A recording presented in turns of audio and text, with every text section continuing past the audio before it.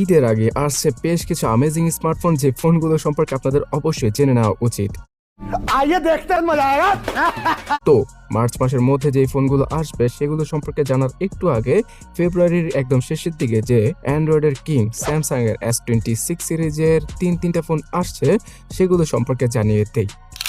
Guys, ফেব্রুয়ারি মাসের 25 তারিখে চলে আসবে S26 সিরিজের তিনটা ফোন, S26, S26 প্লাস এবং আলট্রা। অনেকে তো বলছিল S26 এসটাও আসবে, বাট লাস্ট ইয়ারের S25 এজের সেলের রিপোর্ট এতটাই খারাপ যে এই পাতলা স্মার্টফোনকে ডিসকন্টিনিউ করেছে স্যামসাং। তো স্ন্যাপড্রাগন 8 এলিট জেন 5 এই চিপসেট দিয়ে আসবে এই তিনটি স্মার্টফোন। তবে বেশ কিছু কান্ট্রিতে এক্সিনোসের চিপসেটটাকে ইউজ করা হবে, যেটা কিনা শুধুমাত্র 2nm আর্কিটেকচারে তৈরি করা। বাট গাইস, এখনো অব্দি পাওয়ার রিপোর্ট অনুযায়ী এক্সিনোসের চিপসেটটা স্ন্যাপড্রাগনের বরাবরই করতে পারছে না। ইনফ্যাক্ট বাংলাদেশের টেক রিভিউয়ারদের হাতে এই ফোনটা অলরেডি চলে এসেছে। তো 1 লক্ষ থেকে 2 লক্ষ টাকার মতো দাম রাখা হতে পারে এই সিরিজের তিনটে স্মার্টফোনের অফিসিয়াল ভাবে, বাট আনঅফিসিয়াল ভাবে 90 থেকে 1,30,000 কি 50,000 টাকার মধ্যেই এই ফোনগুলো আমরা পেতে চলেছি।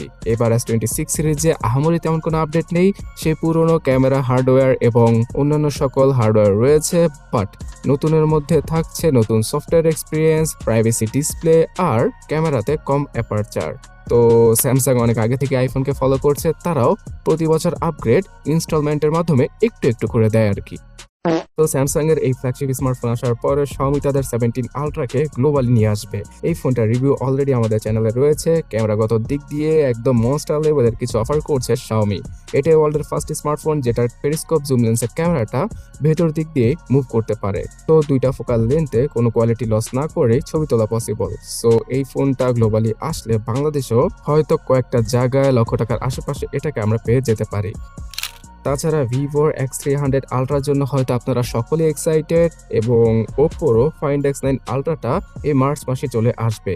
দুইটা ফোনের ভেতরে 200 মেগাপিক্সেলের দুইটা সেন্সর থাকবে, মেন ক্যামেরা লেন্স তার সাথে পেরিস্কোপ ক্যামেরা লেন্স। সো এই ভাগা ক্যামেরা কোয়ালিটির স্মার্টফোনগুলো মার্চ মাসের মধ্যে আমরা পেতে চলেছি। যদিও কিনা ভিভো নিয়ে হয়তো আপনারা অনেকে এক্সাইটেড, বাট Xiaomi ওপ্পো এখনো অবধি সেই লেভেলে পৌঁছাতে পারেনি। অলরাইট, এবার একটু বাজেট ক্যাটাগরিতে আসা যাক এবং বাংলাদেশে ঈদের আগে কোন ফোনগুলো আসবে সেই সম্পর্কে জানা যাক। ইনফিনিক্স নোট 60 সিরিজের নোট 60, নোট 60 প্রো এই ফোনগুলো আসবে ডাইমেনসিটি 7100, 200 এই ধরনের প্রসেসর দিয়ে। 5500 থেকে 6500 mAh এর ব্যাটারি, 108 মেগাপিক্সেলের ক্যামেরা সেটআপ এবং 32 মেগাপিক্সেলের সেলফি ক্যামেরা থাকবে এই আইফোনের মতো দেখতে স্মার্টফোনগুলোতে। তাছাড়া তাদের বাজেট ক্যাটাগরি থেকে মিড রেঞ্জ ক্যাটাগরির হট 70 সিরিজের ফোনও চলে আসবে, যেগুলো কিনা আমরা 15 থেকে 25,000 টাকায় বাংলাদেশের মার্কেটে অফিসিয়াল ভাবে পেয়ে যাব।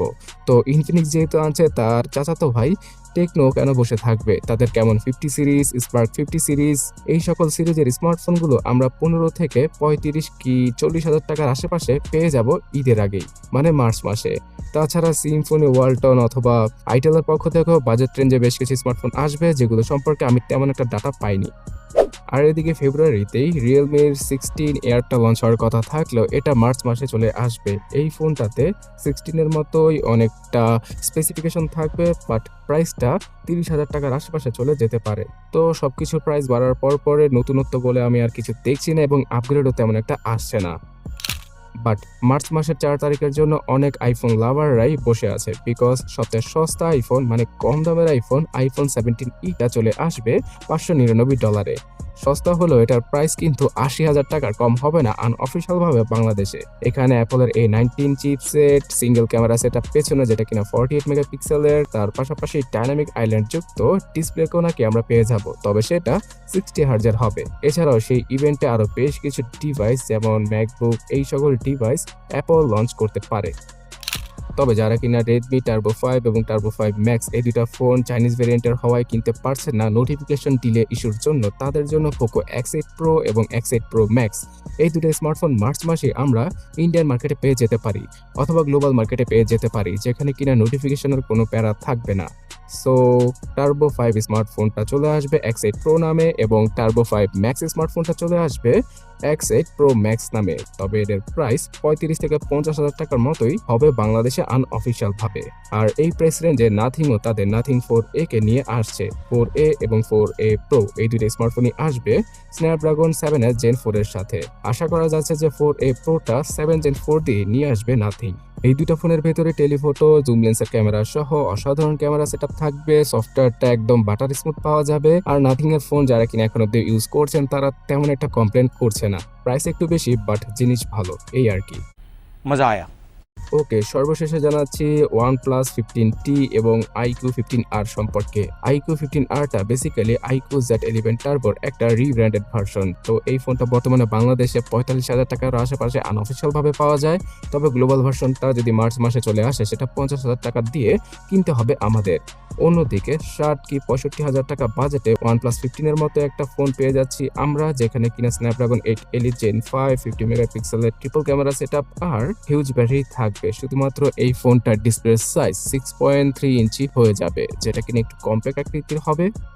আর হ্যাঁ, আগামী মার্চে MWC অনুষ্ঠিত হতে যাচ্ছে, যেখানে কিনা মোবাইল জগতের অনেক ইনোভেটিভ কিছু আমরা পেয়ে যাব এবং টেক রিলেটেড ভবিষ্যতে আর কি প্রোডাক্ট আসবে এবং কি উন্নতি আসতে চলেছে সেই সম্পর্কে জানা যাবে। এটা নিয়ে ফুল একটা ভিডিও আসবে, তার জন্য সাবস্ক্রাইব করার সাথেই থাকুন।